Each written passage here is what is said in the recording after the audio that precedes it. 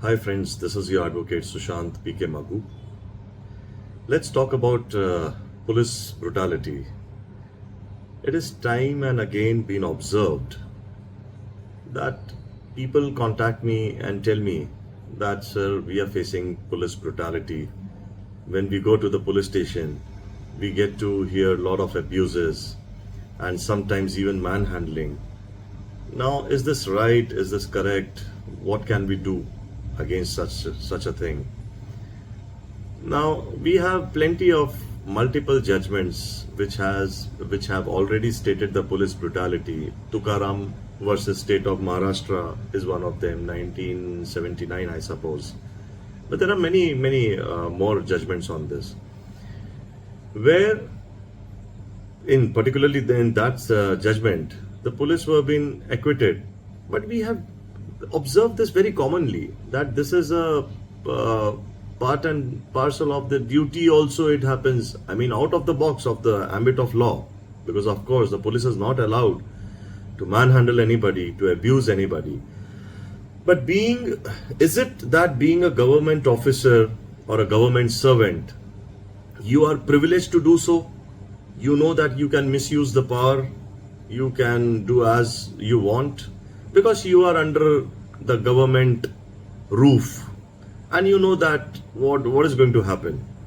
At the most, what? You want to complain to my superior, an inquiry would be set.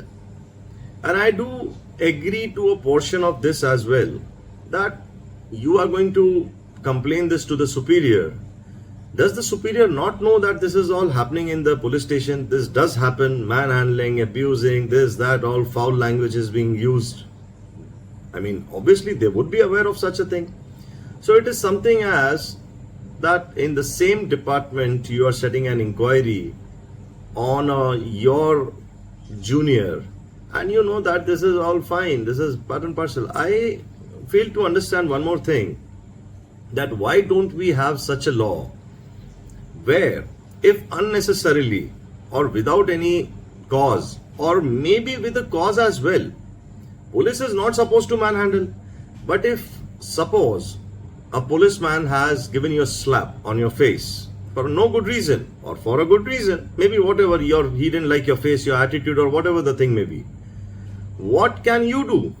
Now, not only one slap, after a slap he's giving you another slap, then one more slap, 4 or 5 slaps you have got. What is the remedy you have? There and then you are going to complain to the superior. That is all later part. You're going to the magistrate, you're going to take 156 order, 156.3, this, that, everything is later portion. What about now? Why am I getting these slaps for? I cannot raise my hand as well, because private defense does not come into the ambit of here. The government servant are there, you cannot pick your hand up. So what can I do? Why don't we have such a law where if unnecessarily a government servant, or probably any department I'm saying about, raises his hand on you, you can then and there give him a slap, tight slap on his face. That's for your self-defense. And no section would be alleged or no complaint would be registered on you. Because to prove that, now this is also a part of this, that you have to prove that the slap was unnecessarily done. Maybe you have a video, maybe you have an eyewitness, maybe the CCTV camera, or whatever the thing is. But then this is also quite necessary, because otherwise being a government employee, I am very privileged, I have a liberty, I know how to misuse the law, I am vested with power, so I know that how to utilize the power in a bona fide manner and in a mala fide manner as well. So why don't we come out with such a law as well? Because after all, being a government servant, who has formed the government? We the people. Government is above us, but we are above the government. I mean, this is a contradictory statement.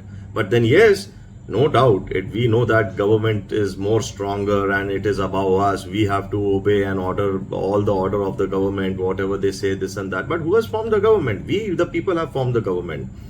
So such thing, being a government employee, should not happen, that you are misusing the power.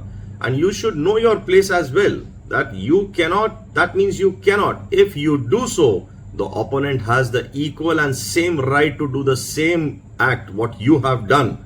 Probably that is a wrong or illegal act, but then you have to get the reply then and there, and then the later on the inquiry would be set and all that stuff. That is a later portion of this.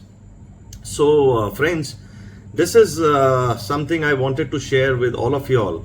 Do comment and let me know what is your saying on this. And I am also giving you all sharing my number with all my viewers, so that in case if any such criminal complaint or probably even civil, what happens is civil and criminal many a times go hand in hand, because a tenant is not probably vacating your house, you go there, you try all your stunt, and then there is a very thin small line that we do not catch up many a times, that maybe this is a civil matter, but we go there and we talk in a foul language, or probably we abuse him or he abuses us, and then it does not take us a minute to get the whole moment gets sparked up, and we end up in a fight, and then the criminality is attracted. So any such thing, I'm sharing my number as well. Do contact me, and let's meet up in the next video. Till then, take care. This is the advocate Sushant PK signing off for now. Take care. Goodbye.